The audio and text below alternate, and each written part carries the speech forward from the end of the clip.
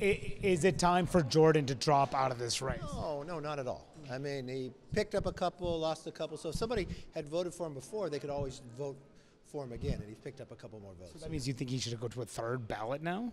I would take the time right now to talk and listen to members. Look, you said this exact same thing to me, and we were able to put it together. That was January. This is the middle of a session. There's so many major international issues happening, and this needs to be resolved quickly. How could he possibly turn the tide on this? I think he can. I think that same pressure where people realize that you can't keep playing games. I mean, you sit back and look.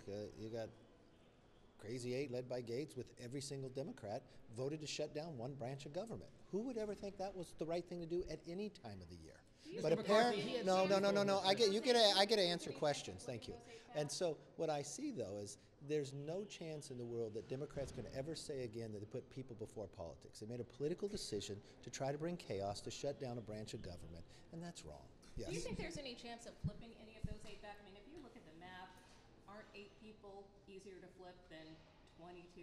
Well, technically, you only needed 4 to be able to go there. But no, Jim's the nominee. Jim's the nominee. We're going to focus on that. What about the members who switched their vote and who voted for Mr. Jordan yesterday, Pete Stauber, some others, and voted for somebody else? Doesn't that indicate a problem for him? No, because he had new people that came with him, so he could get those people back. What kind of advice are you giving him? What kind of there's advice this Joyce resolution that is coming to the floor probably. Would you support that, and if it comes to the floor? Look, I think from the perspective, we let Jim as the nominee, let him work through this. I always felt, because I had to make the decision to pick who to be Speaker Pro Tem.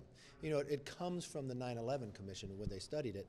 I always thought when I was nominating somebody to be that they'd have the power to keep the continuity of government running together. Their job is keep government running while you select a new speaker.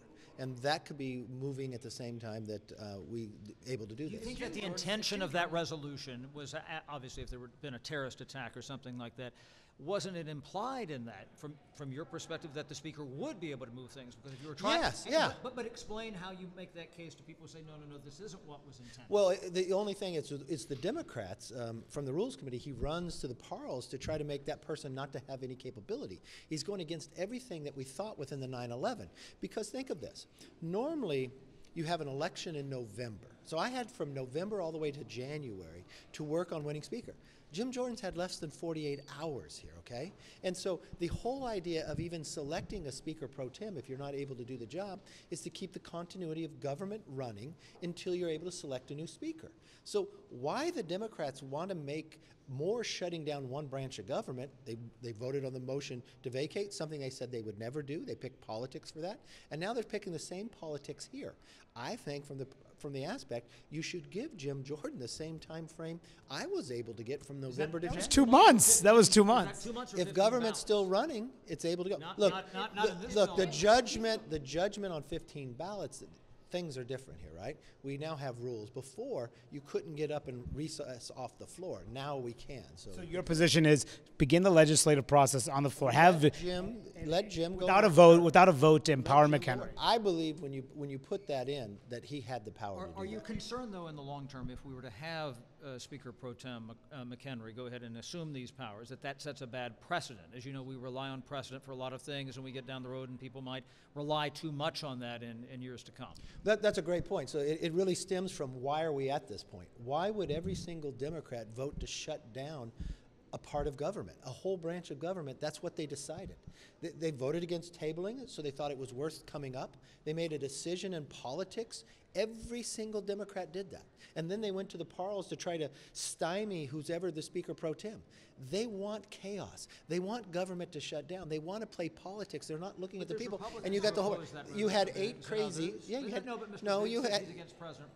Speaker Pro Tem, and you have Ralph Norman and a few others. Okay, but that doesn't stem. You had 8 crazies that are led by Gates that followed every single Democrat to shut down a branch of government.